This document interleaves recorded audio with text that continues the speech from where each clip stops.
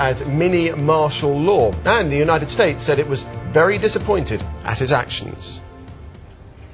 Well, let's now remind ourselves of exactly what the President had to say towards the end of his statement when he spoke to the nation in English.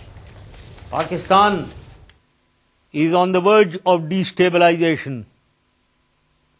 If not arrested in time, now, without losing any further time or delaying the issue. The saddest part of everything, which saddens me the most, that after all we have achieved in the past 7 years, I see in front of my eyes Pakistan's upsurge taking a downward trend. I personally, with all my conviction and with all the facts available to me,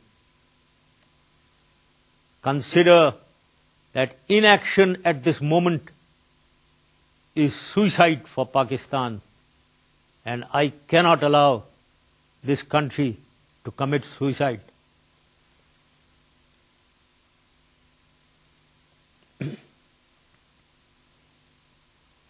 Therefore,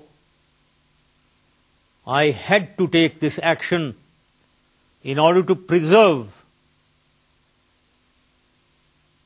the democratic transition which I initiated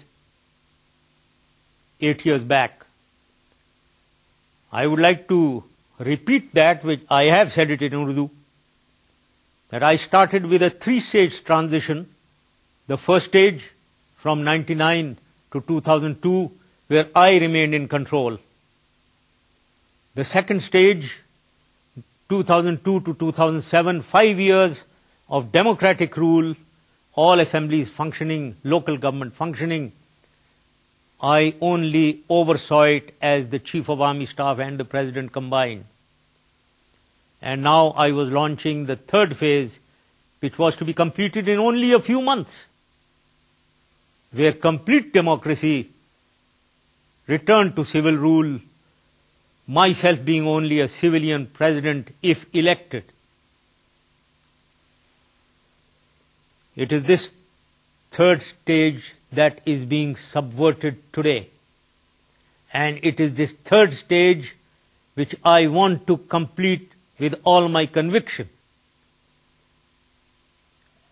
And if we don't take action, I don't think we are going into this third stage. I don't know what chaos and confusion may follow.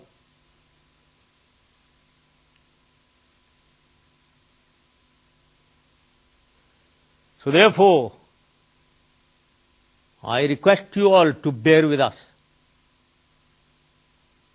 To the critics and idealists against this action, I would like to say,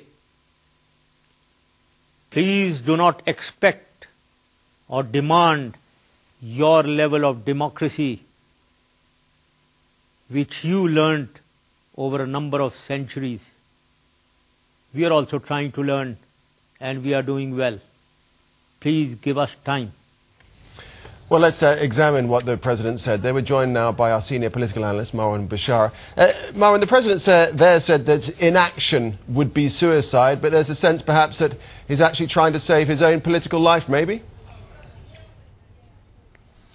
Well, of course, most of the analysts within Pakistan and many of Pakistan's friends in the West do reckon that the Supreme Court in Pakistan was about to come out with a ruling basically putting Musharraf out of business, out of his presidency. So in a sense, for that to be, as he tried to say he's not, making himself a favor rather than the country a favor by making sure he doesn't commit a professional suicide, yes, there is such analysis and such perspective within the country.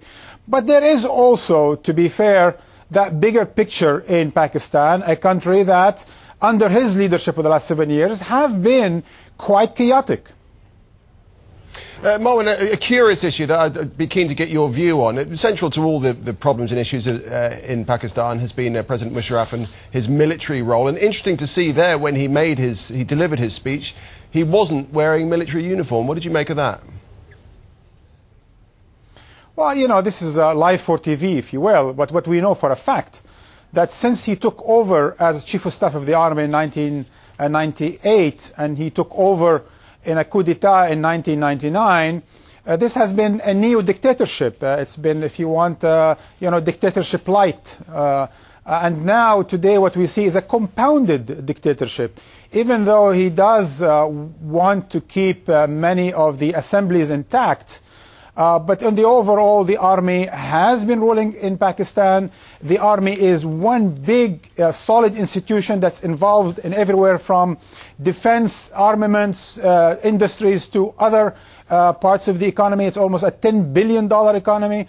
This is a third world country where the military remains the main instrument of sovereignty and power and management of politics and of economy in the third world. Marwan, you're, of course, in Washington. How has the news been received over there? Well, you know, in the press, since yesterday, there's been lots of reports about how Washington has been warning and how the head of the Central Command, Mr. General Fallon, who is in Pakistan, has warned President Musharraf not doing such step. Of course, today there is so-called disappointment. But what we know for a fact, Nick, is that Washington was capable for 30, 40 years now to coexist with military leaders, that some of the staunchest allies of Washington in the war on terror are those dictators, authoritarian regimes, and occupiers in the greater Middle East. So I think Washington, in so many ways, has no choice but to go along with Musharraf, because it realizes that Musharraf is, according to Washington, the most important ally in the so-called war on terror. And I suppose the question is, if not President Musharraf, then who?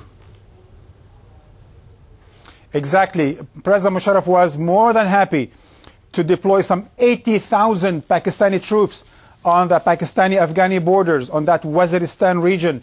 He's the guy capable to putting a stop, to limit, to contain the so-called Talibanization in that part of the world. He is ready and more than ready to talk to the American people, to quote past American presidents. So he's there. He knows that he also is benefiting some $10 billion in declared military aid and billions of dollars more in covert aid. So I think the relationship will go on. I think he needs Washington. Washington needs Musharraf. And if it doesn't, I'm sure he'll be able to shop around. China and Russia are more than happy to accommodate him. All right, Marwan, we'll leave it there. Thanks for your analysis. That's Marwan Musharraf speaking to us live from Washington. Thank you.